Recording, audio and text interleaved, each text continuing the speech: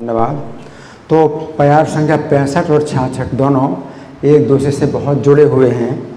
तो 65 में भगवान चैतन्य कहते हैं, अच्छे अन्न जे कृष्णा के कराए भोजन।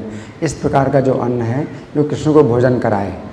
तो चैतन्य महाप्रभु क्या मान रहे हैं कि 3 जगह जो प्रसाद का जो है ये भोजन रखा हुआ है, भोग रखा हुआ है, तो मान रहे हैं कि तीनों की तीनों जो है कृष्ण को अर्पित कर रहे हैं। तो अद्वैताचार्य ने क्या किया था कि एक केले का एक बड़ा पत्ता है तो नित्यानंद प्रभु के लिए रखा था, वो कृष्ण को भोग नहीं लग रहा है। और एक केले का बड़ा पत्ता है जो चैतन्य महाप्रभु के लिए रखा हुआ है, उसमें पूरा भोजन है, वो भी कृष्ण को भोग नहीं लग रहा है। कृष्ण को जो भोग लग रहा है एक थाली है धातु की, तो उसमें जो है कृष्ण को भोग लगा है। और कृष्ण को भोग लग जाएगा तो धातु की थाली तो उठा लेंगे, लेकिन केले का बड़ा पत्ता में जो मतलब परोसा है वो पूरा भर करके तो वो तो उठाया नहीं जा सकता। केले का पत्ता उठाओगे तो फट जाएगा। तो ये जो 2 केले के बड़े बड़े पत्ते हैं वो चैतन्य और नित्यानंद के लिए हैं, और बहुत मात्रा है भोजन की। और धातु की थाली में तो थोड़ी मात्रा है, तो कृष्ण को भोग लग रहा है। लेकिन भगवान चैतन्य जो है इस बात को नहीं समझ रहे हैं। तो 66वें प्यार में कहा है, प्रभु जाने 3 भोग कृष्ण रे नैवेद्य। तो भगवान चैतन्य क्या समझ रहे हैं कि तीनों ही जो है कृष्ण का नैवेद्य है। भगवान ये समझ रहे हैं कृष्ण का तीनों नैवेद्य है। और आचार्य ने मना कथा ना है प्रभु। और अद्वैताचार्य के मन की जो बात है वो प्रभु नहीं जानते। तो सामान्यतः हर कोई जो है यही सोचेगा कि इतना जो है भोग कृष्ण को जो है मतलब लग रहा है, कितना भोग लग रहा है, इतना भोग लग रहा है।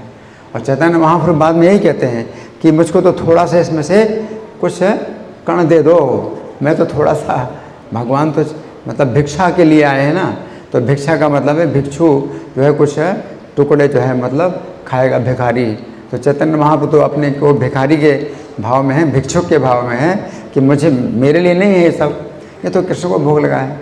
तो चैतन्य महाप्रभु कहते हैं, ऐसे अन्न जे कृष्णा के कराए भोजन, जन्म जन्म सिरे धरो ताहार चरण। जन्म जन्म उसके चरणों को मैं अपने सिर में धारण करता हूँ।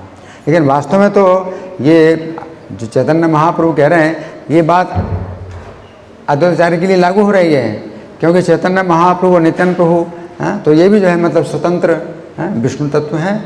तो अगर कृष्ण को भोग नहीं लग रहा है और नित्यानंद प्रभु को जो है भोजन दिया जा रहा है तो वो भी जो है कोई अंतर नहीं है। और चैतन्य महाप्रभु स्वयं कृष्ण है, तो वैसे तो कोई अंतर नहीं है।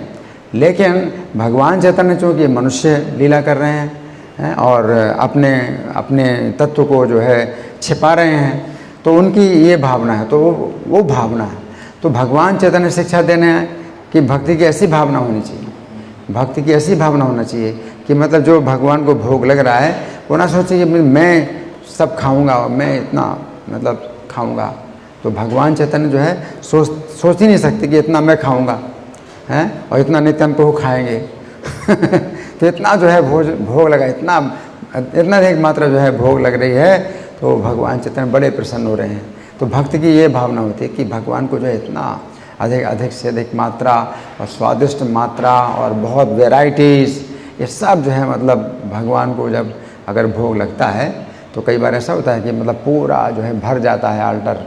कितने भोग हैं, 108 हैं, 1008 हैं व्यंजन। तो जब भगवान चैतन्य देखते हैं तो शिक्षा दे रहे हैं कि भक्तों को इस तरह से सोचना चाहिए। फिर ये नहीं कि मतलब वो देखें मैं खाऊंगा जिसमें मेरे लिए खाने लायक क्या है, मुझे क्या खाना है, तो ऐसा नहीं है। तो चैतन्य महाप्रभु इसके बाद क्या कहेंगे, आगे चल करके आएगी प्यार कि मुझे इसमें से कुछ जो है मतलब वो दे दो और मैं कहाँ बैठूँगा। जबकि अद्वैताचार्य ने वहाँ पर बैठने का आसन भी बना दिया था चैतन्य का, नित्यानंद का, और उसको उठाया नहीं जा सकता। केले के पत्ते में जो रखा है सामान उसको उठाया नहीं जा सकता, फट जाएगा वो केले का पत्ता। तो वहीं पर ही बैठना है चैतन्य नित्यानंद को। लेकिन जो है अद्वैताचार्य की जो भावना है उसमें बड़ी शिक्षा मिलती है कि भगवान चैतन्य जो है स्वतंत्र मतलब ईश्वर हैं, नित्यानंद प्रभु भी विष्णु तत्व हैं। तो मतलब उनको जो है हम जो देते हैं तो अलग ही देते हैं, चैतन्य नित्यानंद को भी हम अलग देते हैं और कृष्ण को अलग देते हैं। तो वो जो है अद्वैताचार्य की जो भावना है वो भी जो है बड़ी शिक्षा है। और चैतन्य महाप्रभु की जो भावना है वो बड़ी शिक्षा है कि मतलब भक्त को जो है कैसे सोचना चाहिए कि मेरे लिए नहीं है, इदम नमम, ये मेरा नहीं, इदम कृष्णा है, इदम नमम, ये मेरे लिए नहीं है। और अद्वैताचार्य कहते हैं कि आप बैठिए, बोले नहीं नहीं, ये तो कृष्ण का आसन है, इसमें मैं कैसे बैठूं। भगवान जो है इस प्रकार की भावना है। तो भक्ति की भावना भगवान सिखा रहे हैं और अद्वैताचार्य सिखा रहे हैं कि चैतन्य महाप्रभु के प्रति कैसे हम भगवान की भावना करें, है ना। तो इस प्रकार से हमें दोनों प्रकार की शिक्षा मिलती है। हरे कृष्ण।